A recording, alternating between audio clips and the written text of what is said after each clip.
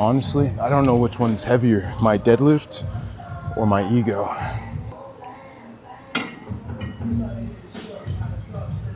I guess my ego.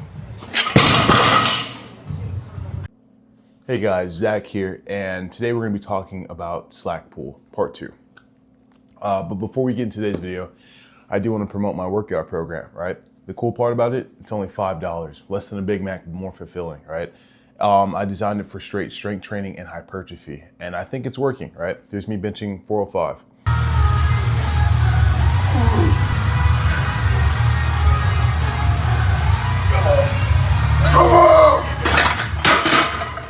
Fucking easy, bro. And then here's me just flexing.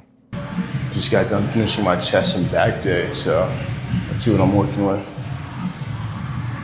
Triceps.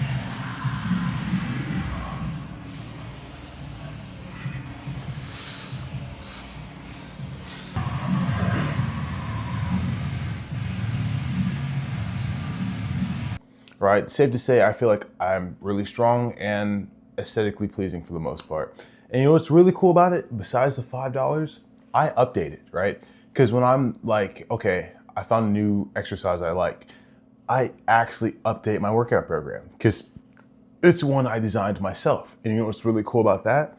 I can update it for you as well. So you just pay $5 and you get a lifetime supply of updates. Pretty fucking cool. All right, straight into the video. So slack pull, right? This is what I mean by slack pull, is when you're pulling the bar up, right? When you pull the bar up and you hear that click, so the click sound, that click noise, that pretty much tells you you got the slack out of the bar, right? And what do you mean by slack, you ask?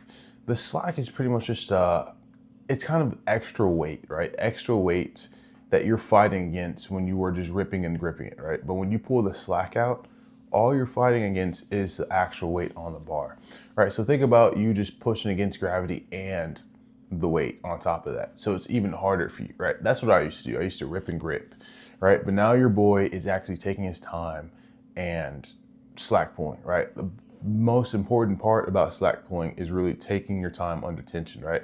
I used to listen to Larry Wheels where he was like, I get down there and just pick it up, right? Because he had a good point. You get in your head. And if you get in your head, then you're like, oh, can I actually pick this up? Because again, deadlift is a very mental, it's a mental mind game, right? Because I mean, dude, you're walking up to say 500 plus pounds. Like, I picked this up before, but can I pick it up today, right? Right, so he was, you know, right in some aspects of that. But then again, he's also on performance enhancements, right?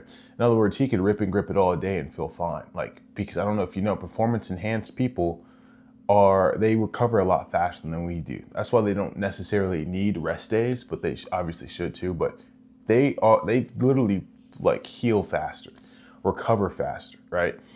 We don't. We're naturals, so we actually have to be smart about it, right?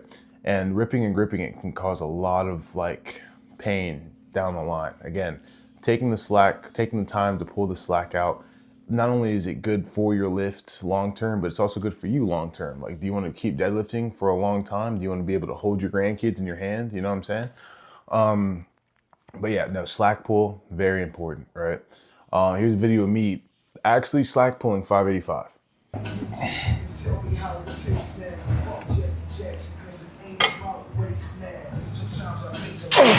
I guess my ego. Right, really happy about that. Really took my time and was like, okay, I'm getting better at it. Just for being just a part 2, I can only imagine what happens when I actually master the slack pull. Very excited. I think I'll be able to get to 675 a lot faster than I thought, right? But again, yeah, slack pulling, very important, right? And you're gonna ask me, how do you do it, right? So, right, you want to, how do I explain this? Obviously, the cues, have your arms long, right?